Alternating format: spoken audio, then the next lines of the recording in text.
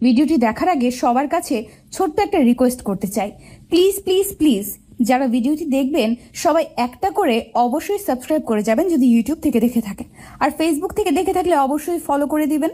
আর যারা আমাকে ভালোবাসে তারা সবাই একটা করে লাইক দিয়ে দেখিয়ে দিবেন। Love you all. কি হলো, আপনি আমাকে মারলেন কেন? ওই মেয়েকে দেখে আমার মনে একটু মায়া জন্ম নিলেও আমি চোখ মুখ শক্ত করে বললাম, সেদিন যে ভরা মজলিসে আমাকে ল্যাং মেরে ফেলে দিয়েছিলে, এটা তার শাস্তি স্বরূপ দিলাম। ওই মেয়ে ফুপাতে ফুপাতে বলল, সেদিন আমি কি আপনাকে ইচ্ছে করে ল্যাং মেরে ফেলেছিলাম নাকি? ওই যে আমার বান্ধবীরা তো আমার সঙ্গে বাজে ধরেছিল, আপনাকে ল্যাং মেরে দিতে পারলেই 100 টাকা দিবে। আমি তো লোভ সামলাতে পারিনি, তাই আপনাকে ল্যাং মেরে ফেলে দিয়েছিলাম। ওই মেয়ে ছোট বাচ্চাদের মতো করে বলল, জানেন ওই হারামিগুলো এখনো আমার টাকা দেয়নি। আমি অবাক চোখে ওই মেয়ের দিকে তাকিয়ে রইলাম কিছুক্ষণ। কি সাংঘাতিক মেয়ে বাবা, সামান্য 100 টাকার জন্য মাঝ রাস্তায় ল্যাং মেরে আমাকে ফেলে দিল। পৃথিবীতে কি ছেলের অভাব পড়েছিল যে ল্যাং মারার জন্য তোমার আমাকেই পছন্দ হয়েছিল? ওই মেয়ে তাচ্ছিল্য মার্কে হাসি দিয়ে বলল, পৃথিবীতে অভাব পড়েছিল কি না জানি না, কিন্তু আমাদের নাগেশ্বরীতে আপনার মতো মেন্টাল ছেলের খুব অভাব।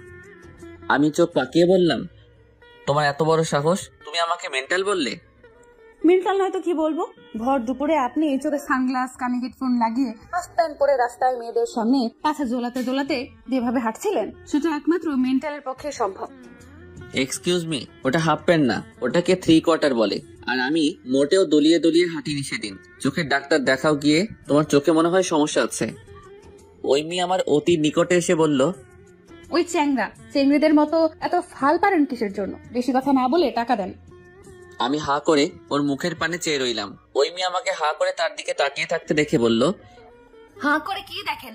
দেন, এখন আমার টাকা দেন।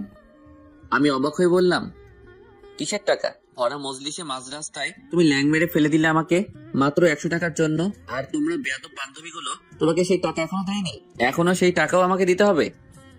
আরে বুদ্ধু, আমি কি ওই টাকার কথা বলছি নাকি? তাহলে কিসের টাকা? আরে বাসর রাতে স্বামী বউকে উপহার দেয় না, আমি সেটার কথাই বলছি।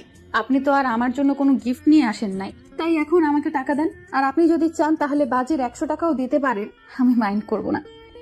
বলেই মুচকি আসলো, ইম্পসিবল, আমি 1 টাকাও তোমাকে দিতে পারবো না। ওই মেয়ে চোখ বড় বড় করে আমার দিকে তাকিয়ে আমার আরো একটু কাছে এসে চোখে চোখ রেখে বলল, কি বললেন আবার একটু বলুন তো? আমি চোখ ফিরিয়ে নিয়ে বললাম, আমি 1 টাকাও তোমাকে দিতে পারবো না। বেয়াদব মেয়েটা সঙ্গে সঙ্গে আমার পাঞ্জাবির কলার ধরে মুখের কাছে মুখ নিয়ে এসে বলল, তুই দিবি না তোর বাপ দিবে। বলেই মেরে দিল সজোর একটা লাথি। ও মা গো বলে আমি ফ্লোরে বসে পড়লাম। এই ফাঁকে পরিচয়টা দিয়ে নি, আমি শামিল ইয়াসার অঙ্কুর। আর এতক্ষণ যার সঙ্গে কথা বলছিলাম সে আমার সদ্য বিয়ে করা বউ। বিয়েটা যদিও জোর করে দেওয়া হয়েছে, তবুও বউ তো বউ। আপনাদের হয়তো জানতে ইচ্ছা করছে কিভাবে কি হলো, তাহলে শুনুন আমাদের কাহিনী। আমি কিছুদিন আগে বেশ বড়সড় একটা ছ্যাঁকা খাইছি, যার ফলে সারাদিন মন খারাপ করে বসে থাকতাম, কোনো কিছুই ভালো লাগতো না। একসময় মনে হতে লাগলো আমি ডিপ্রেশনে চলে যাচ্ছি। তাই মন ভালো করার জন্য কুড়িগ্রামে আমার কাকার কাছে চলে গেলাম। যদি মনটা একটু ভালো হয়। কাকা এখানে একাই থাকেন, তিনি সারাদিন অফিসের কাজ নিয়ে ব্যস্ত থাকেন, আর আমি সারাদিন বসে বসে ডিম পাড়ি। ইচ্ছে হলে সকাল বিকাল একটু আশেপাশে ঘোরাঘুরি করি। সেদিন কি হয়েছে বুয়া এলেন না, যার ফলে দুপুরে খাবার খাওয়ার জন্য আমাকে বাইরে যেতে হলো। আমার পরনে ছিল 3/4 প্যান্ট আর একটা ব্ল্যাক কালারের টি শার্ট। আমি আর চেঞ্জ না করেই কানে ইয়ারফোন গজিয়ে বাসা থেকে বেরিয়ে পড়লাম। একটা হোটেলে গিয়ে খেলাম। খাবারের কথা আর না বলি, কুড়িগ্রামের মানুষগুলো আবার রাগ করতে পারে, কিন্তু আমার কাছে আমার বগুড়ার খাবারই বেস্ট। তো অঘটন ঘটলো ফেরার পথে। আমি হেঁটে হেঁটে ফিরছিলাম। বেশ কিছুক্ষণ ধরে আমার পেছন থেকে মেয়েদের হাসাহাসির আওয়াজ কানে আসছিল, কিন্তু আমি সেদিকে নজর না দিয়ে ভদ্র ছেলের মতো মাথা নিচু করে হাঁটছিলাম। হঠাৎ করে একটা বেয়াদব মেয়ে আমার পাশে থেকে ল্যাং মারলো, আর আমি গিয়ে পড়লাম গতকাল রাতে বৃষ্টিতে জমা পানির মধ্যে। আমার অবস্থা দেখে মেয়েগুলো হাসিতে ফেটে পড়লো। আমি কাদা থেকে উঠে পা থেকে লোফার খুলে ওদের দিকে এগিয়ে যেতেই বেয়াদব চিংড়ি গুলো দৌড়ে পালালো। ইচ্ছে তো করছিল সবকটার গাল থাপ্পড় দিয়ে লাল করে দিতে। আমি একটু পেছন পেছন গেলাম ওদের। যে মেয়েটা আমাকে ল্যাং মেরেছিল সে আমাকে কাঁচকলা দেখিয়ে কুড়িগ্রামের আঞ্চলিক ভাষায় কি জানি বললো। আমি সে কথার আগা মাথা কিছুই বুঝলাম না। আমি ইচ্ছে করলে ওদেরকে ধরতে পারতাম, কিন্তু এটা তো আর আমার এলাকা না। আর এসব ক্ষেত্রে মেয়েদের কোনো দোষ থাকে না, সব দোষ হয় ছেলেদের। পরে কি থেকে কি কেসে ফেসে দিবে, তখন হবে আরেক বিপদ। তাই আর ওদের পিছনে গেলাম না। কিন্তু কথাই আছে না, অভাগা যেদিকে যায় সন্ধ্যা সেদিকে হয়। আমার ক্ষেত্রেও ঠিক সেটাই ঘটলো। ফিরে এসে দেখি আমার একটা লোফার কুত্তা মুখে নিয়ে বিদ্যুৎ গতিতে ছুটে চলেছে। হাই হাই, আমার 2200 টাকা দামের লোফার কুত্তার মুখে আমি এখন পাই কি দিব? আমার 2200 টাকা দামের লোফার না, মানে 2199 টাকা। তখন আমার ওই মেয়েগুলোর উপর সেই রকম রাগ উঠেছিল, ইচ্ছে তো করছিল খুন করে ফেলি। পরের দিন আমি সকাল থেকে বিকাল অব্দি ওই রাস্তায় দাঁড়িয়েছিলাম, কিন্তু ওই বেয়াদব মেয়েগুলোর দেখা পেলাম না। আজ দেখা পেলে উচিত শিক্ষা দিতাম। 2 দিন পর আমি টিকিট কাউন্টার থেকে টিকিট নিয়ে বাসায় আসছিলাম। আজ আমি বগুড়ায় যাব 4টায় বাস। হঠাৎ খেয়াল করলাম সেই দিনের সেই মেয়েগুলো আমার সামনে সামনে হাঁটছে। আমার প্রাণ যেন খুশিতে ভরে উঠলো। এবার হবে আসল খেলা, আমাকে ল্যাং মারার উচিত শিক্ষা দিব এবার। ওরা গ্রামের রাস্তা ধরলো, আমিও ওদের পিছু নিলাম। রাস্তাটা বেশ ফাঁকা। আমি একবার ভালো করে সামনে পেছনে দেখে নিয়ে তাদের সামনে গিয়ে টাইটানিকের মতো 2 হাত প্রসারিত করে দাঁড়িয়ে 2 পাটি দাঁত বের করে একটা শয়তানি হাসি দিয়ে বললাম, কি মিস, চিনতে পেরেছেন তো? আমাকে দেখে ওদের চোখ ছানা বড়া। আমি ওই মেয়ের দিকে এগিয়ে ওকে ভয় দেখানোর জন্য ওর হাত ধরে বললাম, তুই সেদিন আমাকে কাদায় ফেলেছিলে, আজ আমি তোমাকে ড্রেনে ফেলবো। ভেবেছিলাম ভয় পেয়ে সরি টরি বলবে, কিন্তু বেয়াদব মেয়েটা আমার হাতে জোরে একটা কামড় বসিয়ে দিল। ব্যথায় আমি ওর হাত ছেড়ে দিতেই ও দৌড়াতে শুরু করলো। আমিও হাল ছাড়ার পাত্র না, আমিও পেছন পেছন দৌড় দিলাম। এবার ওকে মজা বুঝিয়ে ছাড়বো। আমার সাথে দৌড়ে পার পাবে না। আমি কখনোই দৌড় প্রতিযোগিতা সেকেন্ড ছাড়া ফার্স্ট হতে পারিনি। একটা বাড়ির সামনে গিয়ে ওকে আবার ধরলাম। ওই মেয়ে কাঁপা কাঁপা কণ্ঠে বলল, খবরদার আমার সাথে উল্টাপাল্টা কিছু করার চেষ্টা করবেন না, তাহলে কিন্তু ভালো হবে না বলে দিচ্ছি। মেয়ে সব দিক দিয়ে ফেসে গেছে, তবুও তার তেজ কমেনি। আমি ওই মেয়ের কানের কাছে মুখ নিয়ে গিয়ে ফিসফিস করে বললাম, বেয়াদব মেয়ে, তুমি আমার হাতে কামড় দিয়েছো না, আমি তোমার গালে কামড় দিব যে পরবর্তীতে কোনো ছেলের সাথে বেয়াদবি করার পূর্বে আমার দেওয়া শাস্তির কথা তোমার মনে পড়ে। খবরদার আমাকে ছোবেন না, তাহলে কিন্তু আপনাকে পস্তাতে হবে বলে দিলাম। আমি ওর গালের কাছে মুখ নিয়ে গিয়ে জোরে একটা কামড় বসাবো। ঠিক সেই মুহূর্তে কিছু সিনিয়র পার্সন এসে আমাকে ঘিরে ধরলো। এরপর উত্তম মধ্যম দিতে শুরু করলো। রাস্তাঘাটে মেয়েদের সাথে অসভ্যতামি করা, চল কমিশনারের কাছে চল বলে আমার কলার ধরে টানতে টানতে নিয়ে যাচ্ছে। আমি কত বললাম আমি কিছুই করিনি, আপনারা ভুল বুঝতেছেন, কিন্তু কেউ আমার কথা শুনলো না। কি এক বিপদ! কমিশনারের বাসায় আমাকে নিয়ে বিচার হলো। কমিশনার পারলে আমাকে গিলে খায়। মুরব্বীদের কেউ কেউ বলছেন এই শালাকে পুলিশে দেয়। এই জীবনে আমার একটা খারাপ রিপোর্ট নাই। এখন যদি আমাকে পুলিশে দেয় তাহলে আমি বাসায় মুখ দেখাবো কিভাবে? হায় আল্লাহ, এ কোন বিপদে পড়লাম আমি। আমি মনে মনে বললাম, আল্লাহ তুমি আমাকে এই বিপদ থেকে রক্ষা করো, আমি 50 টাকা ফকিরকে দিব। সঙ্গে সঙ্গে আমার মনে হলো কে যেন আমার কানে ফিস ফিস করে বলছে, অঙ্কুর তুই এত কিপটা কেন? আমি আবার বললাম, আচ্ছা 500 দিব। না, এটাও অনেক কম, তাহলে এই মাসের বেতনের অর্ধেক দিব। না, এটা আবার বেশি হয়ে যাচ্ছে, অর্ধেকের অর্ধেক দিব। আল্লাহ, এর থেকে বেশি আমি দিতে পারবো না, তুমি প্লিজ আমাকে এবারের মতো বাঁচিয়ে দাও। গ্রামবাসীর কথা শুনে তিনি ওইমিকে ডাকলেন। কমিশনার ওইমিকে তার পাশে বসিয়ে নরম স্বরে জিজ্ঞেস করলেন, মা সত্যি কি এই চ্যাংড়া তোমার সাথে কিছু করেছে? সঙ্গে সঙ্গে ইন্ডিয়া যেমন সুইচ গেট খুলে বাংলাদেশকে পানিতে ভাসিয়ে দেয়, ওই মেয়েও ঠিক তেমনি তার চোখের পানি দিয়ে পদ্মা মেঘনা ভাসিয়ে দিচ্ছিল। একটু পর পপিয়ে পপিয়ে কাঁদতে কাঁদতে বলল, বাবা, এই চ্যাংড়া অনেকদিন ধরে আমার পিছু নিয়েছে, অনেকদিন ধরে আমাকে প্রেমের প্রস্তাব দিচ্ছে। আমি ওনার কুপ্রস্তাবে রাজি না হওয়ায় আজ আমার সাথে বলে আবার কান্না করতে শুরু করলো। আমি তো যেন আকাশ থেকে পড়লাম। শেষ পর্যন্ত কমিশনারের মেয়ে, তাও আবার 1 নাম্বারের মিথ্যাবাদী। কত বড় অভিনেত্রী, আমি নাকি ওর পেছন পেছন ঘুরি। ও আল্লাহ তুমি আমাকে বাঁচাও, আমি আমার এই মাসের অর্ধেক বেতন ফকিরকে দান করব। আল্লাহ তুমি আমারে বাঁচাও। আঙ্কেল, আপনি বিশ্বাস করেন আপনার মেয়ে মিথ্যা কথা বলতেছে? প্রেমের প্রস্তাব তো দূরের কথা, আমি কখনোই ওর পেছন পেছন ঘুরি নাই। 3 দিন আগে সে আমাকে মাঝ রাস্তায় ভরা মজলিসে ল্যাং মেরে কাদায় ফেলে দিয়েছিল। আঙ্কেল জানেন, আপনার মেয়ের জন্য আমার 2200 টাকার জুতা, না মানে 1 টাকা ছাড় দিয়েছিল, 2199 টাকার জুতা কুকুর নিয়ে পালিয়েছে।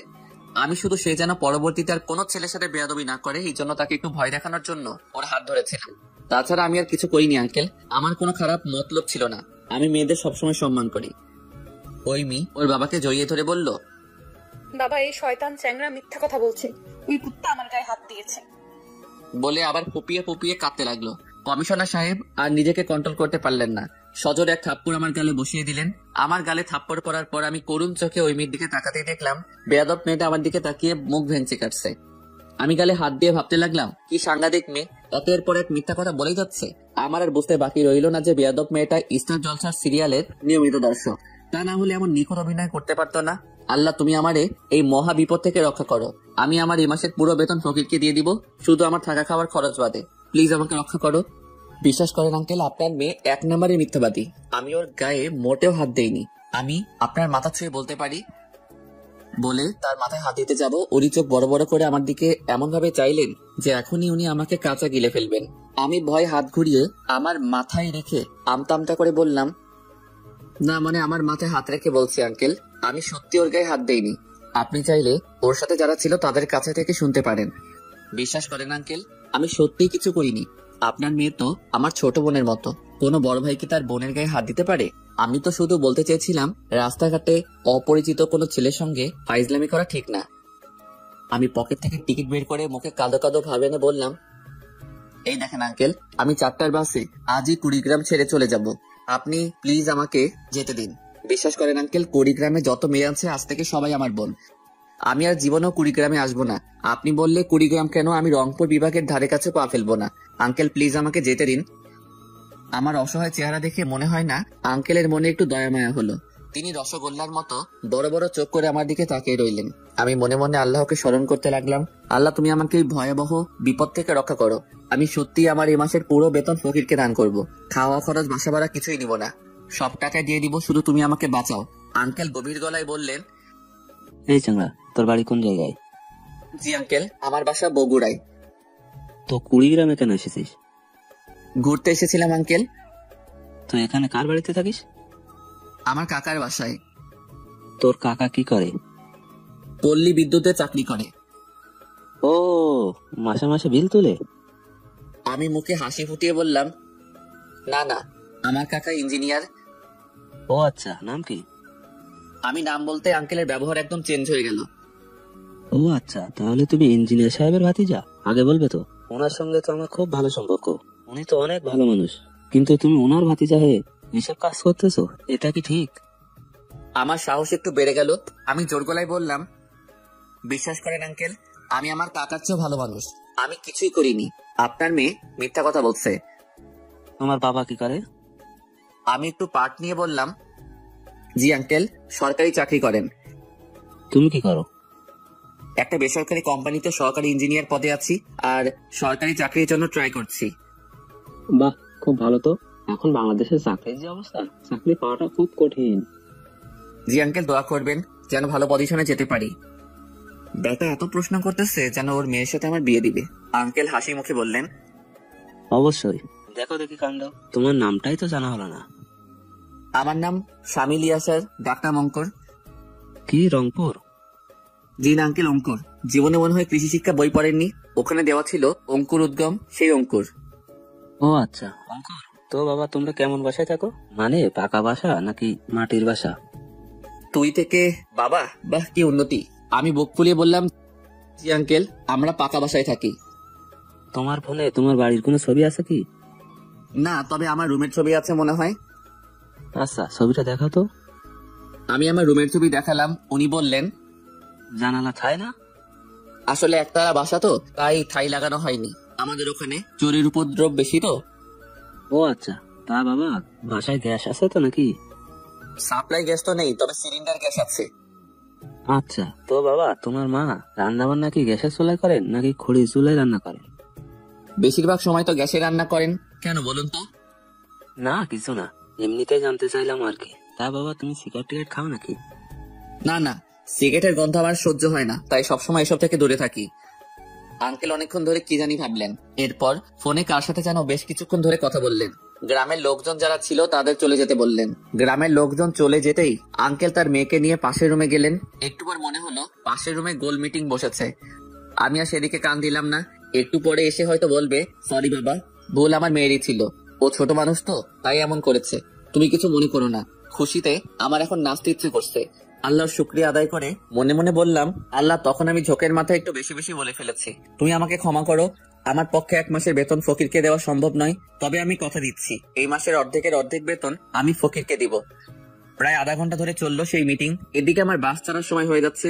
মিটিং শেষ করে আঙ্কেল আমি যে রুমে বসেছিলাম সেখানে এলেন। তার পেছন পেছন কয়েকজন নতুন মুখকে ঢুকতে দেখলাম। আঙ্কেল আমার কাছে এগিয়ে এসে বললেন, বাবা, রংপুর? আমি একটু হাসার চেষ্টা করে বললাম, রংপুর না আঙ্কেল, অঙ্কুর। বেয়াদব মেয়েটা দেখে মুখ টিপে হাসছে। আঙ্কেল মুচকি হেসে বললেন, ওই একই তো। শোনো, এটা হলো আমার ছোট মেয়ে ঐশী। বলে মেয়েটাকে কাছে টেনে নিলেন।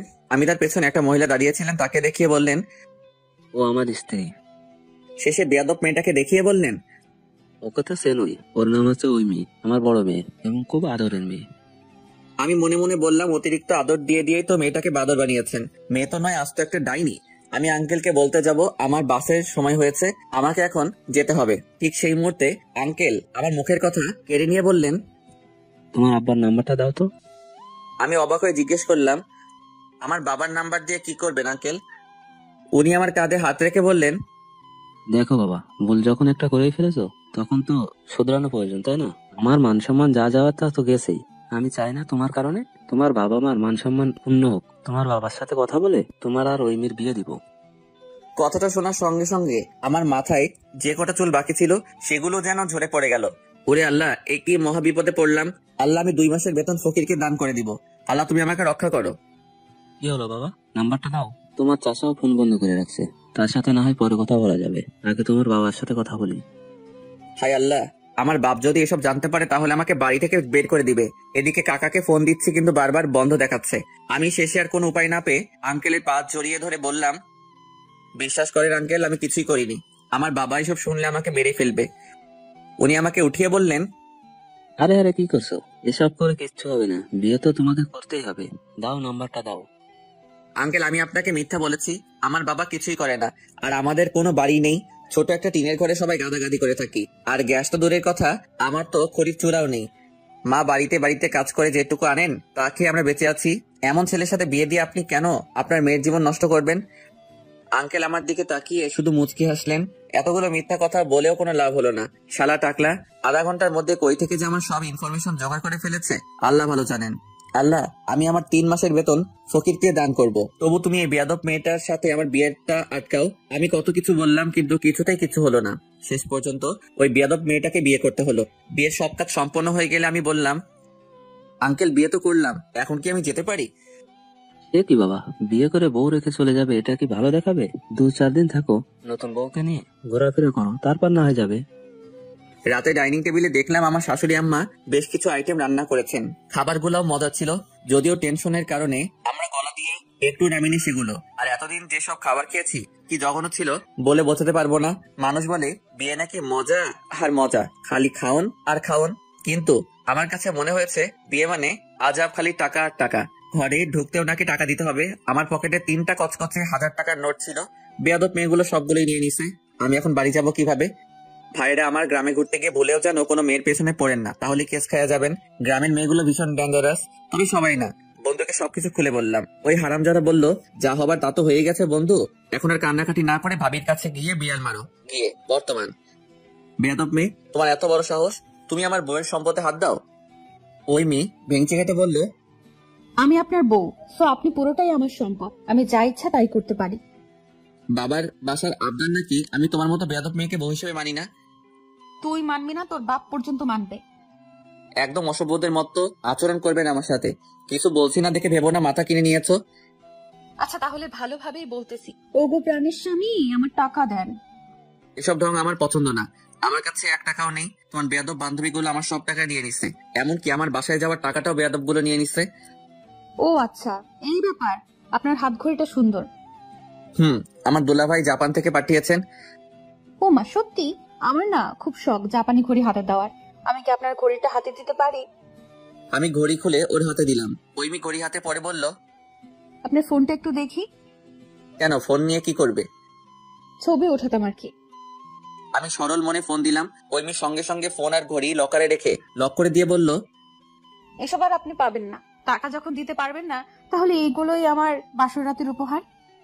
আমি হাজারামের মতো চেয়ে রইলাম। কি সাংঘাতিক মেয়ে, মুহূর্তের মধ্যে আমার সবকিছু হাতিয়ে নিল।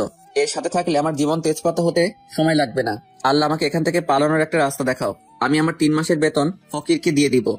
বেয়াদব মেয়ে। ওই মেয়ে হাতে চাকু নিয়ে বলল, একদম কাছে আসার চেষ্টা করবেন না, ছুরি দিয়ে ভুঁড়ি কানা করে দেবো বলে দিলাম।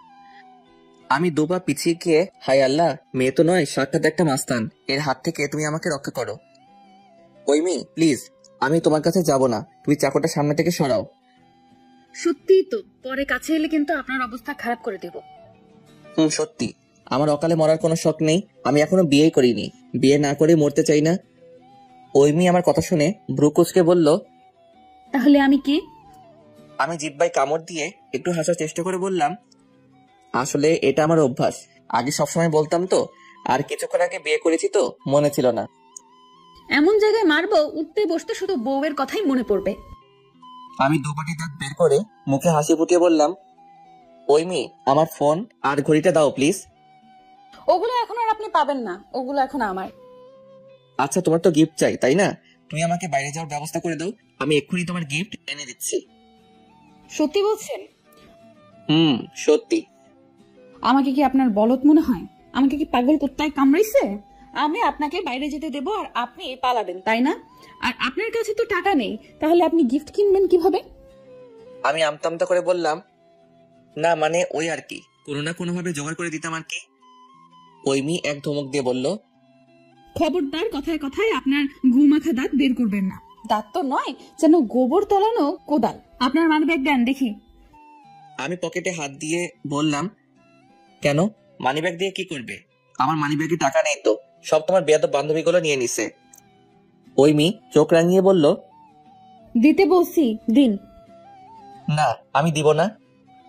তার মানে আপনি আমাকে মিথ্যা বলেছিলেন আপনার কাছে টাকা আছে, মানিব্যাগ দিবেন না, ছুরি দিয়ে ভুঁড়ি কানা করে দেব। বলেই চাকু হাতে নিয়ে আমার দিকে এগিয়ে আসতে লাগলো। কি আর করার, বাধ্য হয়ে মানিব্যাগ দিতে হলো। ওই মেয়ে মানিব্যাগ নিতে নিতে বলল, আপনি এত ভীতু কেন?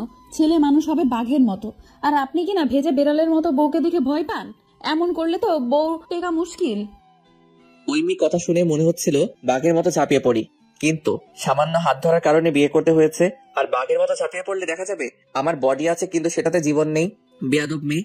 মানিব্যাগের এক চিপায় 500 টাকা ছিল, সেটাও নিয়ে নিল। আল্লাহ, এই বেয়াদব মেয়েটা তো আমাকে ফকির বানিয়ে ছাড়বে। ওই মেয়ে এটিএম কার্ড হাতে নিয়ে বলল, এটাতে টাকা আছে তাই না? আমি মুচকি হেসে বললাম, না না, এখনো বেতন পাইনি তো। ওই মেয়ে কেন যেন আমার কথায় বিশ্বাস করে মানিব্যাগ আমাকে ফেরত দিল। আমি পালানোর রাস্তা খুঁজছিলাম। ওই মেয়ে মুচকি হেসে বলল, পালানোর ঠান্ডা বাদ দিয়ে চুপচাপ শুয়ে পড়ুন, ড্রেস চেঞ্জ করবেন না? আপনি চাইলে আমি বাবার লুঙ্গি এনে দিতে পারি। না থাক, লাগবে না, আমি লুঙ্গি সামলাতে পারি না। শেষে দেখা যাবে দক্ষিণা বাতাসে লুঙ্গি আকাশে। সকালে ঘুম থেকে উঠে দেখবো আমি আছি, মাগার আমার লুঙ্গি খুঁজে পাওয়া যাচ্ছে না। যা একটু মান সম্মান ছিল সেটাও শেষ হয়ে যাবে। তার চেয়ে ভালো আমি এটা পরেই ঘুমাবো। আমার কথা শুনে ওই মেয়ে হাসতে হাসতে বলল, সামান্য লুঙ্গি সামলাতে জানেন না, বউ সামলাতে পারবেন তো? আমি কিভাবে বলবো? আমার কি আরো 2-3টা বউ আছে নাকি? তাও ঠিক, তো গার্লফ্রেন্ড নেই আপনার? আছে তো। হাই আল্লাহ, বিয়ে তো করে ফেললাম, এখন আমার গার্লফ্রেন্ডের কি হবে? এই সব দোষ তোমার। আমার নামে মিথ্যা অপবাদ দিয়ে তুমি আমাকে ফাঁসিয়েছো। আমি তোমাকে কখনোই ক্ষমা করব না। ওই মেয়ে ভেঙচি কেটে বলল, আপনার ক্ষমার আমার দরকার নেই। আপনি বসে বসে আমার ক্ষমার উপর তাপ দিন, আমি গেলাম ঘুমাতে। আচ্ছা, তুমি আমার নামে মিথ্যা অপবাদ দিয়েছিলে আমাকে মার খাওয়ানোর জন্য।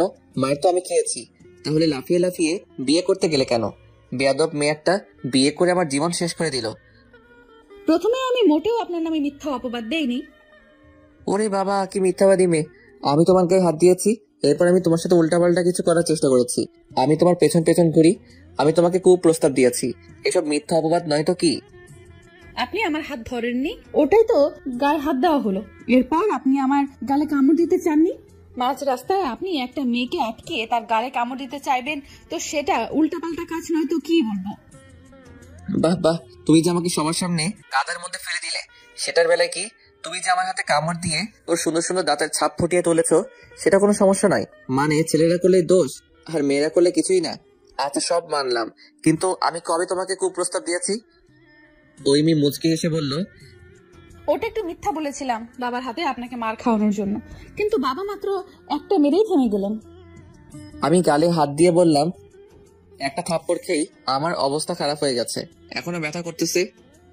ওই মেয়ে আমার গালে আলতো করে তার কোমল হাত ছুঁয়ে বলল, অনেক জোরে মেরেছিল তাই না? আমার শরীরের মধ্যে যেন এক অন্যরকম শিহরণ খেলে গেল।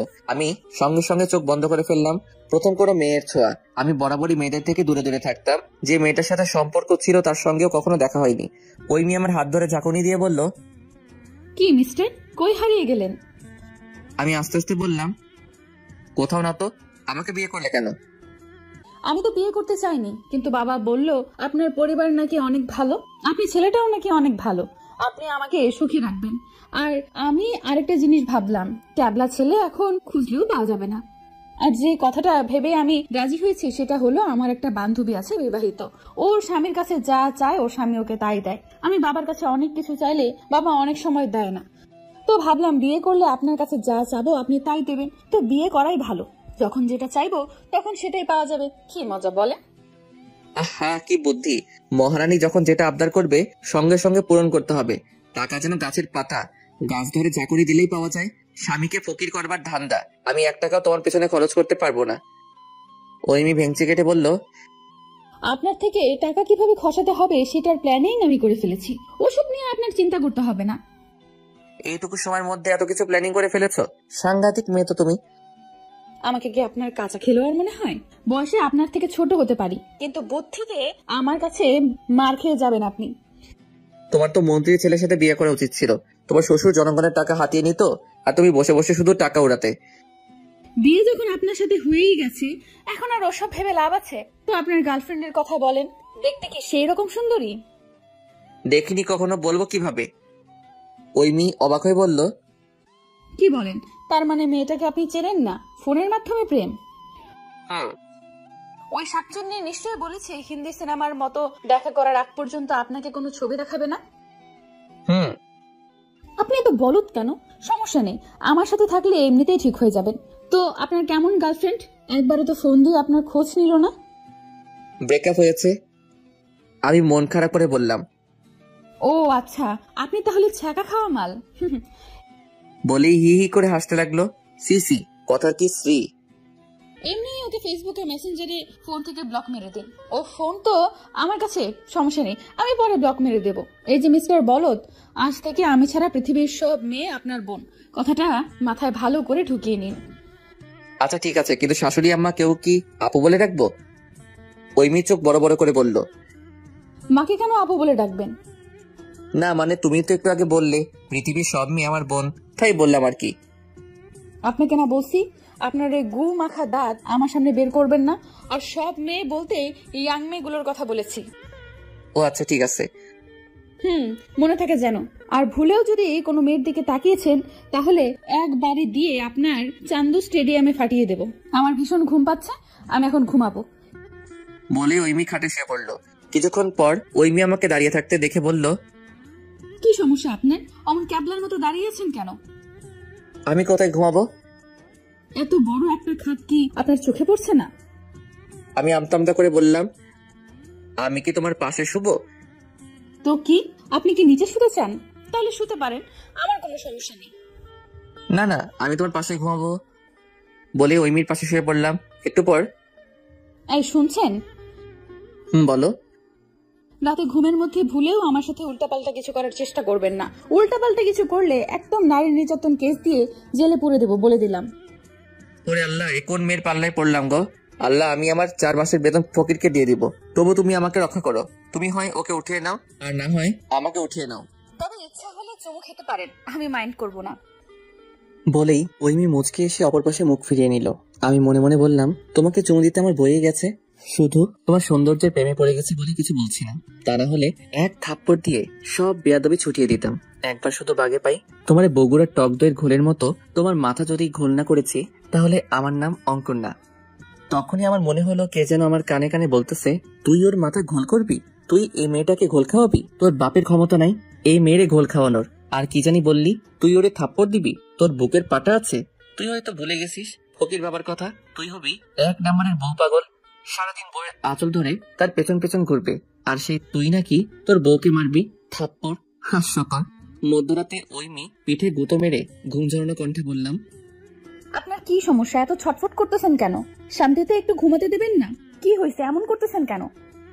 খুব ক্ষুধা লাগছে, আমি আবার পেট খালি থাকলে ঘুমাইতে পারি না। ওইমি রেগে গিয়ে বলল, তাহলে রাতে খাবার সময় নতুন জামাইয়ের মতো ঢং করে না খেয়ে উঠে আসলেন কেন? টেনশনে আমি কিছু খাইতে পাচ্ছিলাম না, আর আমি তো নতুন জামাই, তাই না? আপনি কি সত্যিই খালি পেটে ঘুমাতে পারেন না? হ্যাঁ সত্যি, আমার মা তো প্রতি রাতে এক্সট্রা করে নুডলস রান্না করে আমার জন্য রেখে দেয়। রাতে যখন আমার ক্ষুধা লাগে আমি যে সেগুলো খাই। এত যে খান সেগুলো যায় কই? গায়ে তো একটু লাগে বলে আমার মনে হয় না। আমার ঘরে কোনো নুডলস ফুডলস নাই, আর আমি বুঝতে পারছি আপনি না খাওয়া পর্যন্ত আমাকে শান্তিতে ঘুমাতে দেবেন না। আমি যাচ্ছি খাবার আনার জন্য, আপনি ওয়াশরুম থেকে ফ্রেশ হয়ে আসেন। একটু পর ওইমি একটা প্লেটে করে খাবার নিয়ে আসলো। আমি খাবার মুখে দিয়ে বললাম, এগুলো তো ঠান্ডা হয়ে গেছে, এগুলো খাবো কিভাবে? মধ্যরাতে আপনাকে গরম করে খাওয়ানোর জন্য আপনার শাশুড়ি আম্মা জেগে নেই, তাই এখন কষ্ট করে এগুলো খেয়ে আমাকে উদ্ধার করেন। তুমি একটু গরম করে আনতে, ঠান্ডা খাওয়া যায়। আমার চুলা জ্বালানো বারণ আছে। কেন? চুলো জ্বালালে কি হবে? উফ, এত কথা না বলে আপনি খান তো। কি আর করার, ঠান্ডা খাবার খেতে লাগলাম। ওই মেয়ে আমার সামনে বসে আমার খাওয়া দেখতে লাগবে। তোমার ক্ষুধা লেগেছে নাকি? চাইলে তুমি আমার সঙ্গে খেতে পারো, আমি এতগুলো খাবো না। যাও, গিয়ে হাতটা ধুয়ে আসো। না, আপনি খান, আমি দেখি। আমার ক্ষুধা নাই। আমি আর কথা না বাড়িয়ে খেতে লাগলাম। কিছুক্ষণ পর ওই মেয়ে হাঁ করে বলল, আমাকে একটু খাইয়ে দিন না। ওই মেয়ে কথা শুনে প্রথমে আমি ভেবেছিলাম আমি সরাসরি বলে দিব সে যেন নিজে হাতে খায়, কিন্তু ওর চোখে চোখ পড়তেই আমার কেমন জানি ওর প্রতি অদ্ভুত একটা মায়া জাগ্রত হয়। আমি এক রকমা ওর মুখের সামনে ধরতেই ও গপ করে খেয়ে নিল। আমিও খেলাম, ওকেও খাইয়ে দিলাম। ওকে খাওয়ানোর সময় বারবার শুধু ওর চোখের দিকে চাইছিলাম। ওই মেয়ে একসময় সেটা খেয়াল করে বলল, কি দেখছেন? আমি প্রথমে একটু ঘাবড়ে গেলেও পরে মিষ্টি হেসে বললাম, তোমার চোখ দুটো অসম্ভব সুন্দর। আর আমি বলছি সুন্দর না? তুমি অনেক সুন্দর। ওই মেয়ে মুচকি হেসে বলল, জি না, আমি সুন্দর না, আমি সুন্দরী। জানো এমি, তোমার চোখে যে কি পরিমাণ মায়া তা আমি বলে বোঝাতে পারবো না। তোমার চোখ দুটি যদি কোনো কবি দেখতেন তাহলে হয়তো এতক্ষণে কবিতা লিখে ফেলতেন। খাওয়া দাওয়া শেষ করে ওইমি বলল, যদি আপনি কিছু মনে না করেন তাহলে আমি একটা কথা বলতে চাই। কথা বলবে তো এতে আবার অনুমতি নেওয়ার কি আছে? নির্দ্বিধায় বলে ফেলো। আসলে আই এম সরি, আমার জন্য আপনাকে অনেক অপমানিত হতে হয়েছে। আমার জন্য হয়তো আপনার বিয়ে নিয়ে অনেক স্বপ্ন ভেঙে গেছে। আমার জন্য আপনি মার খেয়েছেন, আমার জন্য আপনি অনেক কষ্ট পেয়েছেন। আমার দুষ্টামির জন্য আজ আমার আর আপনার বিয়েটা হয়েছে। আপনার বিয়ে নিয়ে হয়তো অনেক স্বপ্ন ছিল, আপনার বউকে নিয়ে হয়তো অনেক স্বপ্ন ছিল। আমার চেয়ে অনেক সুন্দর বউ আপনি হয়তো কল্পনা করতেন। আসলে আমি বিয়ে করতে চাইনি, বাবার জোরাজোরিতে রাজি হয়েছি। আসলে আমি চাই না আমার জন্য আমার বাবার মান সম্মান নষ্ট হোক, কিন্তু আমি বারবার এমন কাজ করে তার জন্য আমার বাবার মান সম্মান নষ্ট হয়, আমার বাবা কষ্ট পায়। যা হবার তা তো হয়ে গেছে, বিয়েটা যখন হয়ে গেছে তখন আর এসব ভেবে লাভ নেই। আপনি যদি শাস্তি দিতে চান তাহলে আমাকে শাস্তি দিন, আমি কিছু বলবো না, তবুও এমন কিছু করবেন না যার জন্য বাবা কষ্ট পাবে। আপনি যদি কিছু না মনে করেন তাহলে চলুন না দুজন নামাজ পড়ে আমাদের নতুন জীবনের জন্য আল্লাহর কাছে শুকরিয়া আদায় করি। আমি যেন আমার চোখ কানকে বিশ্বাস করতে পারছিলাম না। এটা কি সেই মেয়ে যে আমাকে মাঝ রাস্তায় ল্যাং মেরে ফেলে দিয়েছিল, যে কিনা আমার নামে মিথ্যা অপবাদ দিয়ে তার বাবার হাতে থাপ্পড় খাইয়েছিল? এটাই কি সেই বেয়াদব মেয়েটা যাকে শিক্ষা দেওয়ার জন্য আমি তার পিছু দিয়েছিলাম? মেয়েটা আসলে রহস্যময়। মোনাজাত শেষ করে আমি ওই মেয়েকে বললাম, মোনাজাতে কি চাইলে আল্লাহর কাছে? সত্যিটা বলবো নাকি মিথ্যাটা বলবো? অবশ্যই সত্যি বলবে। আপনি যেটা চেয়েছেন সেটা যেন আল্লাহ কবুল না করে, আমি এটাই চেয়েছি। আমি চোখ বড় বড় করে ওর দিকে তাকিয়ে বললাম, কেন? এমনটা চাওয়ার কারণ কি? কারণ আপনি চেয়েছেন আল্লাহর কাছে এই বেয়াদব মেয়েটার হাত থেকে আমাকে রক্ষা করো। ফকিরের টাকা পয়সা দেবেন, আরো কি যেন কথা বলছিলেন। তাই আমি চেয়েছি আপনার দোয়া কবুল না হয়। একবার যখন বিয়ে হয়েছে এত সহজে আপনাকে ছাড়ছি না মশাই। তুমি কিভাবে জানলে আমি ওটাই চেয়েছি? আপনি গাধার মতো জোরে জোরে বললে তো আমি জানতে পারবোই। আর শুনেন, টাকা না দিয়ে আমাকে দেন, আল্লাহ আপনার মঙ্গল করবে। আমার চেয়ে বড় ফকির এই পৃথিবীতে আর একটাও খুঁজে পাবেন না। তোমাকে টাকা দিতে আমার বয়েই গেছে। এখন যা ইচ্ছে বলুন, টাকা কিভাবে আদায় করতে হয় সেটা আমরা খুব ভালো করে জানা আছে। এই একটু আগেই তো তুমি ঠিক ছিলে, হঠাৎ এই ডাইনি রূপ ধারণ করলে কেন? সকালে ঘুম থেকে উঠে দেখি ওই মেয়ে তখনও ঘুমাচ্ছে। দুষ্টু মেয়েগুলোকে ঘুমন্ত অবস্থায় অসম্ভব সুন্দর দেখায়, ওই মেয়েকেও একদম পুতুলের মতো লাগছিল। আমি লকারের চাবি নিয়ে আস্তে করে লকারটা খুলে আমার ফোন আর ঘড়িটা বের করে নিলাম। রুম থেকে বেরিয়ে আসবো কি জানি হলো, আবার পিছন ফিরে ওই মেয়ের দিকে তাকালাম। ওর কাছে গিয়ে বাম হাতটা নিয়ে আমার সবচেয়ে প্রিয় ঘড়িটা পরিয়ে দিলাম। এরপর ওই মেয়ের কপালে আলতো করে চুমু দিয়ে বিদায় জানালাম। বেয়াদব মেয়েটা ঘুমাচ্ছে, এটাই সুযোগ পালানোর, পরে যা হবে দেখা যাবে। এখন আগে পালাই। কিন্তু দুর্ভাগ্য, কথায় আছে না, অভাগা যেদিকে যায় সন্ধ্যা সেদিকে হয়। আমার ক্ষেত্রেও ঠিক তাই হলো। গেট খুলতেই দেখলাম শাশুড়ি আম্মা সামনে দাঁড়িয়ে আছে। আমাকে দেখে তিনি বললেন, এ কি বাবা, এত সকালে তুমি উঠে পড়েছো? ফাজিল মেয়েটা এখনো উঠেনি তাই না? দাঁড়াও, আমি ডেকে দিচ্ছি। না না, ডাকতে হবে না, ও ঘুমাক।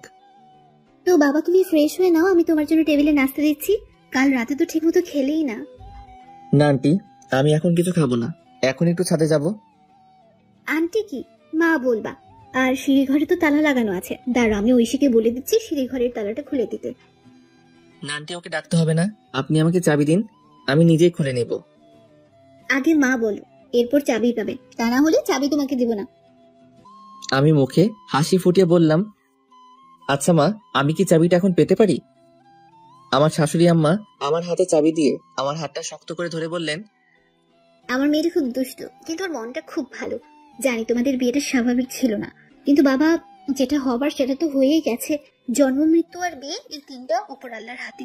এভাবেই তোমাদের বিয়েটা লেখা ছিল। ও আমাদের খুব আদরের মেয়ে, তুমি ওকে কষ্ট দিও না বাবা। তুমি দুদিন ওর সঙ্গে থাকলে বুঝতে পারবে ও মানুষ হিসেবে মোটেও খারাপ না। জানি এমন হুট করে কাউকে বউ হিসেবে মেনে নেওয়া সহজ না, তবে আমি জানি তুমি চেষ্টা করলে পারবে। আমি শুধু হাসলাম। আমার মাথার মধ্যে তখন শুধু ঘুরছে কিভাবে এই বাড়ি থেকে আমি পালাবো। শাশুড়ির কথা মাথায় নিলে আর এই বাড়ি থেকে পালানো আমার হবে না। ছাদিকে দেখলাম আশেপাশে বেশ কয়েকটা গাছ আছে। আমি তাড়াতাড়ি একটা গাছ বেয়ে নামছিলাম, এমন সময় ওই মেয়ে ছাদে এসে চোর চোর বলে চিৎকার করতে লাগলো। হঠাৎ ওই মেয়ের চিৎকার শুনে ভয়ে আমি কেঁপে উঠলাম। সঙ্গে সঙ্গে হাত ফসকে আমি ধপাস করে নিচে পড়ে গেলাম। ও মা গো, আমারে বাঁচাও গো, আমার কোমর ভেঙে গেল গো। ওই মেয়ে উপর থেকে 32টা দাঁত বাইর করে খিলখিল করে হাসতে লাগলো। মুখ ভেঙচি কেটে বলল, কেমন লাগে আমাকে রেখে পালিয়ে যাওয়া হচ্ছে? এখন বুঝ মজা। আল্লাহ, এই ডাইনির হাত থেকে তুমি আমারে বাঁচাও। ফকিরকে আমি আমার 5 মাসের বেতন দিয়ে দিব। আল্লাহ, তুমি আমাকে এর হাত থেকে বাঁচাও, তা না হলে ফকিরকে টাকা দিতে দিতে একদিন আমি নিজেই ফকির হয়ে যাব। বেয়াদব মেয়ে, দোয়া করে দিলাম তোমার স্বামী যেন নেশাখোর হয়, আর সকাল সন্ধ্যা যেন তোমাকে মারধর করে। বাংলাদেশের সবচেয়ে খারাপ মানুষটা যেন তোমার হাজবেন্ড হয়। শকুনের দোয়ায় গরু মরে না, আর আল্লাহ আপনার দোয়া কবুল করেনি, কারণ আমার স্বামী একটা ভিতর ডিম। আমাকে মারার সাহস নেই। উনি সিগারেটে মুখে দেয় না, আর তো নেশা করা দূরে থাকলে। আচ্ছা, আপনি সত্যিই সিগারেট খান না? সিগারেটের গন্ধ আমার সহ্য হয় না। ইস, আমার কত শখ ছিল আমার স্বামী সিগারেট খাবে, আমি তাকে মেরে মেরে কখনো একটু ভালোবাসা দিয়ে সিগারেট খাওয়া ছাড়াবো। আপনি কেন সিগারেট খান না বলেন তো? বুঝতে পেরেছি, এখন তোমার মার খাওয়ার জন্য আমার সিগারেট খেতে হবে, তাই তো? এই না, আপনি ভুলেও সিগারেট মুখে নেবেন না। ধূমপান স্বাস্থ্যের পক্ষে ক্ষতিকর। ওই মেয়ে একটু নিচে আসো তো, আমার পাটা মনে হয় ভেঙে গেছে। ঠিক আছে, আল্লাহ বিচার করছে। আমাকে রেখে পালাচ্ছিলেন না, এখন বুঝ মজা। ওই মেয়ে প্লিজ একটু নিচে আসো, আমি দাঁড়াতে পারছি না, সত্যি মনে হয় পাটা ভেঙে গেছে। এরপর যেটা হলো আমি দেখে তো অবাক, ওই মেয়ে গাছ বেয়ে নিচে নেমে এলো। কি সাংঘাতিক মেয়ে, গাছে উঠতে পারে। আমি অবাক হয়ে জিজ্ঞেস করলাম, ওই মেয়ে তুমি গাছে উঠতে পারো? হ্যাঁ মশাই, গ্রামের মেয়েরা সব পারে। এখন ওঠেন দেখি। কিভাবে উঠবো? আমি তো পায়ের উপর ভর দিতে পারছি না। আমার কাঁধের উপর ভর দিয়ে ওঠার চেষ্টা করুন। ওই মেয়ের কাঁধে ভর দিয়ে হাঁটতে হাঁটতে বললাম, আমি যে পালিয়ে যেতে চেয়েছিলাম, এটা তোমার বাবা মাকে বলো না, যেন তারা কষ্ট পাবেন। আমি তো বলবোই, 100 বার বলবো। তার আগে একটা কথা, আপনি যে পালাচ্ছিলেন, আপনার চাচার কাছে গেলেই তো আপনার ঠিকানা আমরা পেয়ে যেতাম। আর বাবা তো আপনার সম্পর্কে সবকিছু খোঁজ খবর নিয়েছে, এমনকি আপনার মতো একটা বলদের সঙ্গে আমাকে বিয়ে দিয়েছে। এই খবরদার, আমাকে বলদ বলবো না, আমি মোটেও বলদ না। ওলে বাবা, আমার স্বামীটা রাগ করেছে। কেঁদো না বাবু, আম্মাকে বলে আসছি তোমার জন্য ফিডার তৈরি করতে। বেয়াদব মেয়ে, একদম ঢং করবো না, আমার এসব একদম পছন্দ না। আর আমাকে কি তোমার ফিডার খাওয়া বাচ্চা মনে হয়? না, আপনাকে তো আমার চুমু খাওয়া বাচ্চা মনে হয়। তারপর ওই মেয়ে গালে একটা চুমু দিয়ে বলল, ঠিক আছে, আর বলবো না। আমি চোখ বড় বড় করে ওর দিকে তাকিয়ে বললাম, এটা কি হলো? কেন চুমু খেলাম? তোমার সাহস তো কম না, তুমি আমার গালে চুমু দাও। ওরে বাবা, আপনি যখন আমার কপালে চুমু দিলেন তার বেলায় কিছু না, আমি দিলেই দোষ। আমি অবাক হয়ে জিজ্ঞেস করলাম, তুমি তখন জেগেছিলে? ওই মেয়ে মুচকি হেসে একটু লজ্জা পেয়ে বলল, হ্যাঁ জেগেছিলাম। তাহলে তখন তুমি আমাকে আটকালে না কেন? আমি দেখতেছিলাম আপনি কি করেন।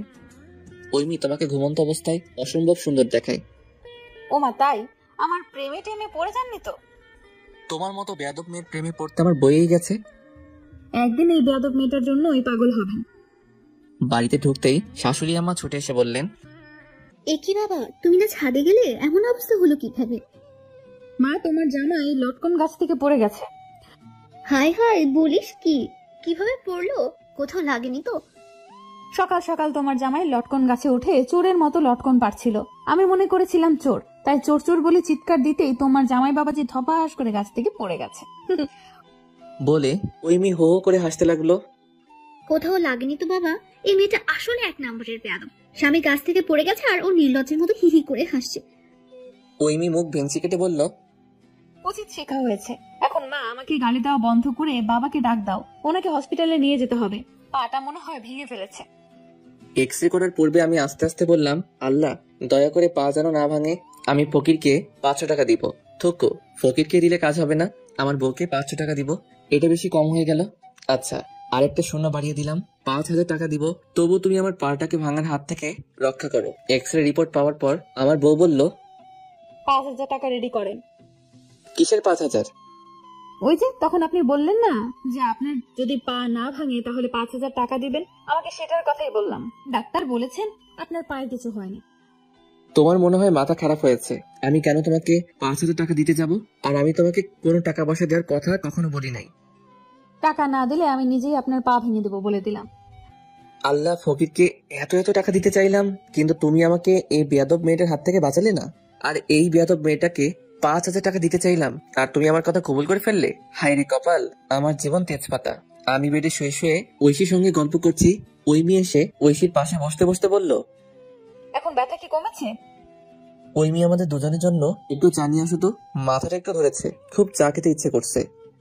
ওই মেয়ে ভেঙচি কেটে বলল, ওশি, তোর দুলাভাইকে বলে দে যার খেতে ইচ্ছে করছে সে যেন বানিয়ে খায়, আমি কাউকে চা বানিয়ে খাওয়াতে পারবো না। দুলাভাই আপনি বসেন, আমি চা নিয়ে আসতেছি। আরে তুমি কেন যাবে? ও যাক না, সারাদিন তো কোনো কাজ নাই, শুধু দুষ্টুমি করে দিন পার করে। একটু কাজ করুক না। তুমি আমার পাশে বসো, তোমার গল্প শুনতে ভালোই লাগছে। ওই মেয়ে ভেঙচি কেটে বলল, ঢং দেখি ভাবছি না। এরপর রাগে ফুসতে ফুসতে বাইরে চলে গেল। আচ্ছা ঐশী, তোমার বোন এমন কেন? ওর মতো বেয়াদব মেয়ে আমি আমার জন্মে দেখিনি।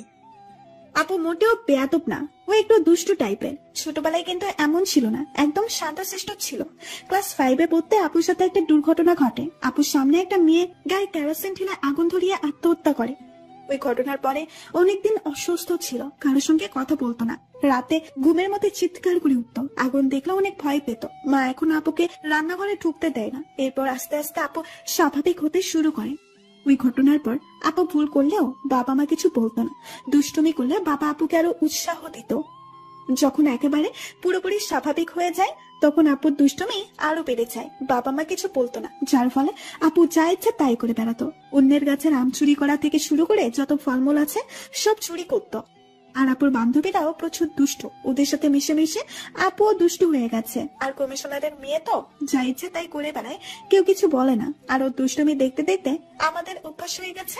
প্রতিদিন যে কত বিচার আসতো আগে, আর ও যদি দুষ্টুমি না করে তাহলে কেমন কেমন যেন লাগে। সেদিন মনে হয় যে বাড়িতে সুখ দিবস পালন হচ্ছে, আর বাবার আশকারা পেয়ে পেয়ে আপু দুষ্টু হয়েছে।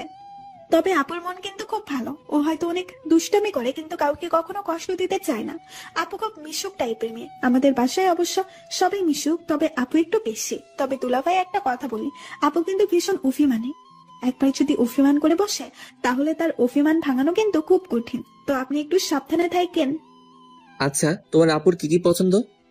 আপু ঘুরতে পছন্দ করেন, এরপর শাড়ি খুব পছন্দ করে, শপিং করতে পছন্দ করে, এরপর গিফট পেতে খুব পছন্দ করে। আপু যদি কখনো মন খারাপ হয় বা বাবা তার জন্য গিফট নিয়ে আসে আর ওর মন ভালো হয়েছে, বাবা তো প্রায় প্রতিদিনই আপুর জন্য গিফট নিয়ে আসে। তার মানে আমার আর ফকির হতে বেশি সময় লাগবে না। আল্লাহ তুমি আমাকে রক্ষা করো। কিছু বললেন কি? না না, কিছু বলিনি। রাতে ডাইনিং টেবিলে গিয়ে দেখি আমার চাচা কবজি ডুবিয়ে খাচ্ছে। আমাকে ওই মেয়ের কাঁধে ভর দিয়ে আসতে দেখে বলল, কি বেটা, ঘুরতে আসে বিয়ে করে ফেললি? একবার চাচারে খবর দিলি না? আব্বুর সাথে কথা বলছিলাম। আব্বু কি বললো? বিয়ে করছো তুই, জামাই আদর খাচ্ছিস তুই, মজা নিব তুই, আমি কেন বলবো? তুই নিজে তোর বাপের সঙ্গে কথা বলবি। আমি বললে আমাকে বাড়ি থেকে বের করে দিবে, তুমি একটু বুঝিয়ে বলো না। আচ্ছা আগে খাইতে দে, তারপরে ভাববো বলবো কি বলবো না। শাশুড়ি আমা বলল, কি হলো বাবা, তুমি খাচ্ছ না কেন?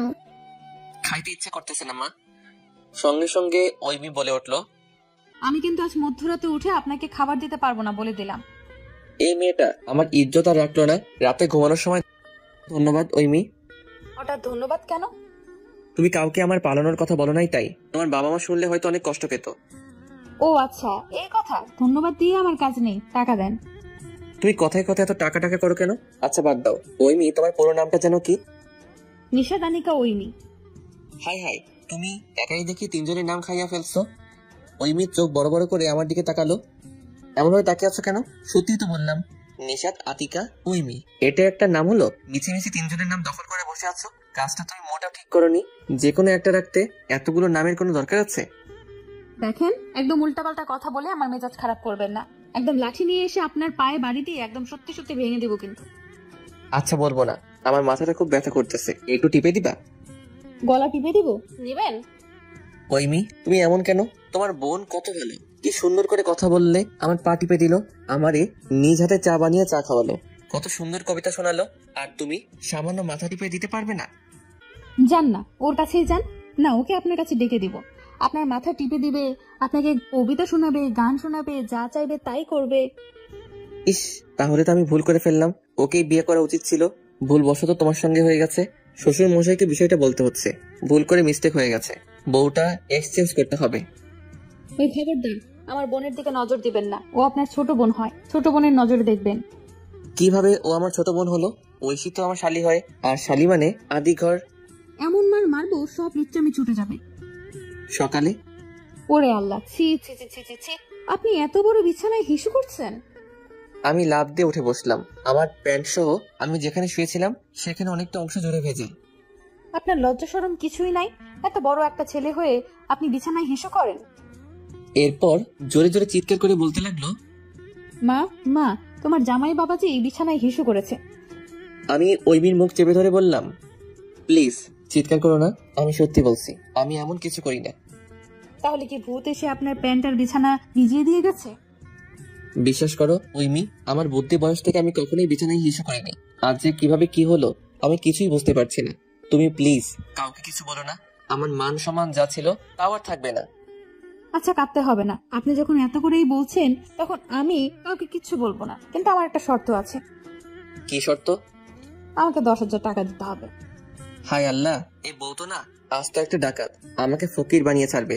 আল্লাহ, আমি বুঝতে পারছি ভবিষ্যতে আমি ফকির হতে চলেছি, তাই ভবিষ্যতের কথা চিন্তা করে সেই ফকিরকেই আমি আমার 5 মাসের বেতন দিয়ে দিব। তবু তুমি আমার বউকে আমার মতো একটু কিপটা বানিয়ে দাও। 10,000 টাকা? এত টাকা দিয়ে তুমি কি করবে? আমার কাছে তো এখন 1 টাকাও নাই। আমি অত কিছু জানি না, আমার টাকা না দিলে আমি সবাইকে বলে দিব আপনি বিছানায় হিসু করেছেন। আচ্ছা, আমি শ্বশুর আব্বার থেকে নিয়ে তোমারে দিবনি। আমি কি আমার বাবার টাকা চাইছি? আমি আপনার টাকা চাইছি। আমার শ্বশুর আব্বার টাকা মানে আমার টাকা, তাই না? সেখান থেকে না হয় তোমারে 10,000 টাকা দিলাম, ক্ষতি কি? হাই, খবরদার আমার বাবার টাকার উপর নজর দিবেন না। আপনার থেকে টাকা চাইছি, আপনি যেখান থেকে পারেন সেখান থেকে এনে দেবেন, কিন্তু আমার বাবার কাছ থেকে নিতে পারবেন না।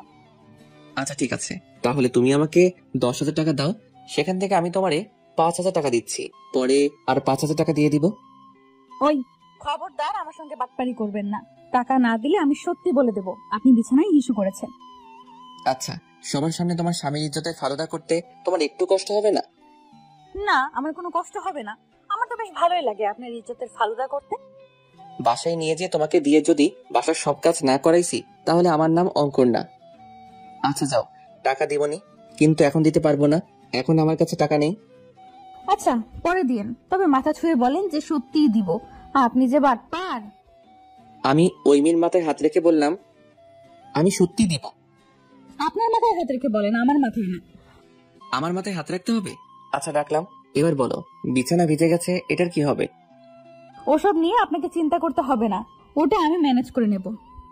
ঐমি চলো না একটু বাইরে থেকে ঘুরে আসি, সকালে হাঁটাহাঁটি করলে মন ভালো থাকে। আগে আপনি যান, হাগে আসেন, সকাল সকাল হাগলে সবকিছুই ফ্রেশ হয়ে যায়। ছি ছি ছি, কি সব বাজে কথা বলো। আমি তো ঠিকই বলেছি, রাস্তার মধ্যে যদি আপনার আবার চাপ দেয় তখন কি করবেন নি? এমনিতেই তো আজকে বিছানায় হিসু করে দিয়েছো। বললেই ঐমি হিহি করে হাসতে লাগলো, আজ তো একটা বেয়াদব মেয়ে। তুমি গেলে চলো, না হলে আমি একাই যাব। আপনার না পায়ে ব্যথা, আপনি হাঁটবেন কিভাবে? এখন আর ব্যথা নাই, ব্যথা করলে সমস্যা নাই তো, তুমি তো আছো, তোমার কাঁধের উপর ভর দিয়ে দিয়ে হাঁটবো। শখ কত। আচ্ছা আপনি আপনার কাপড় চেঞ্জ করেন, আমিও তৈরি হয়ে নেই। একটু তাড়াতাড়ি রেডি হও, মেয়েদের তো আবার 1 ঘন্টা আগে সাজগোজ কমপ্লিট হয় না।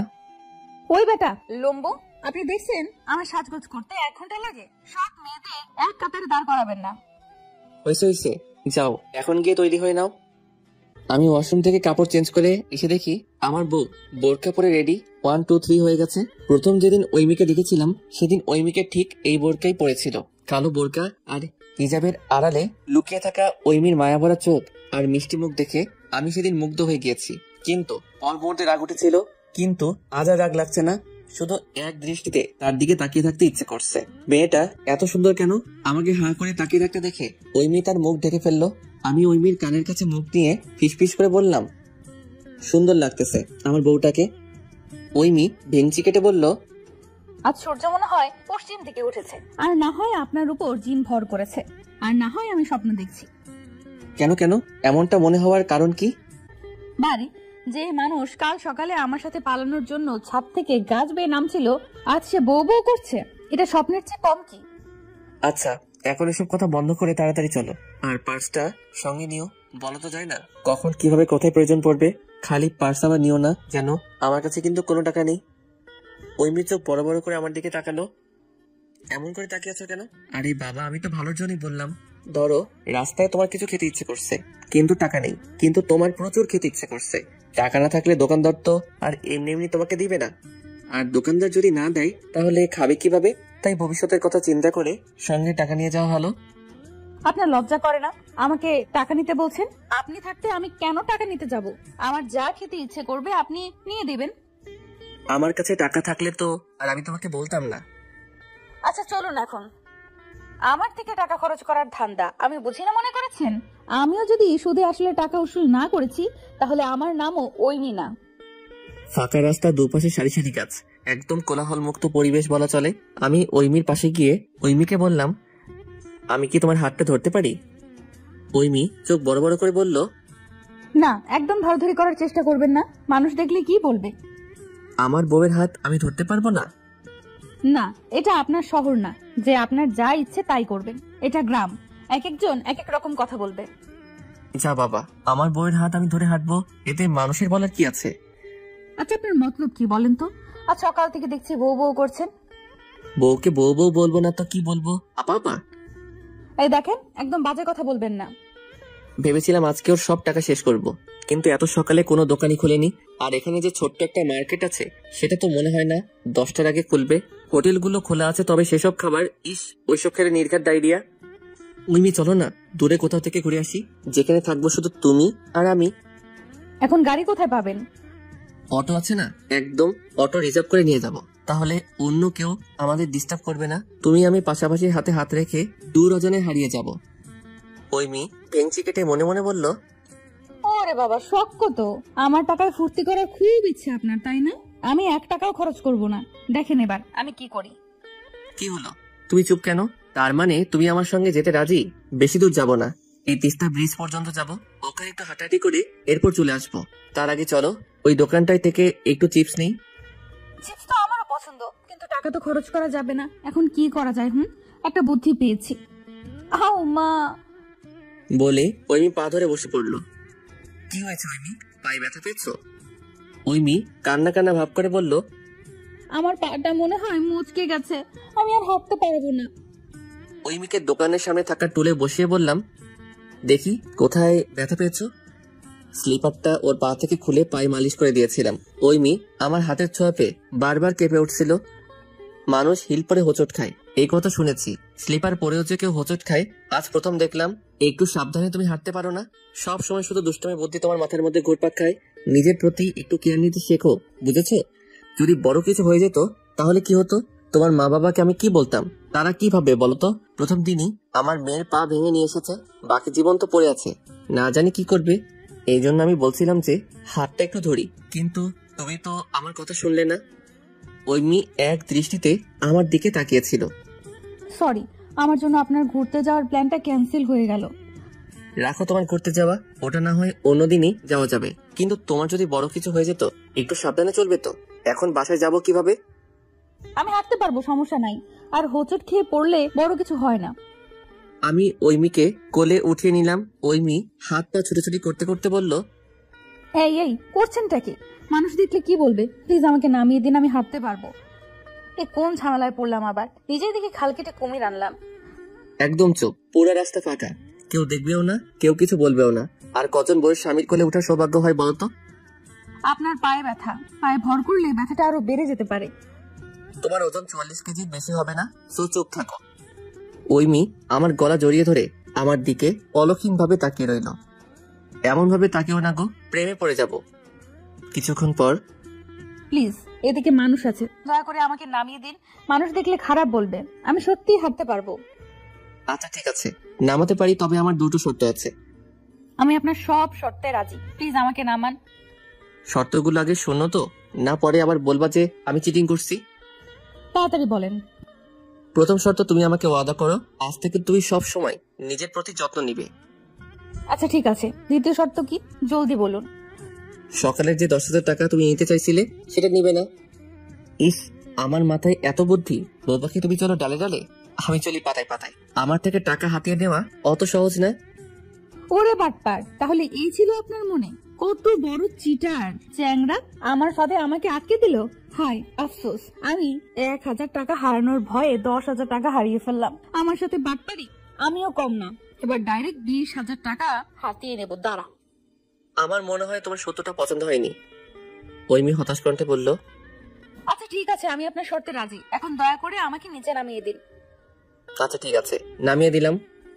ওই মেয়ে খুঁড়িয়ে খুঁড়িয়ে হাঁটছিল, কিন্তু বাড়ির সামনে আসতেই সে এক দৌড়ে গেটের কাছে গিয়ে বলল, আমি সবাইকে বলে দেবো আপনি বিছানায় হিসু করেছেন।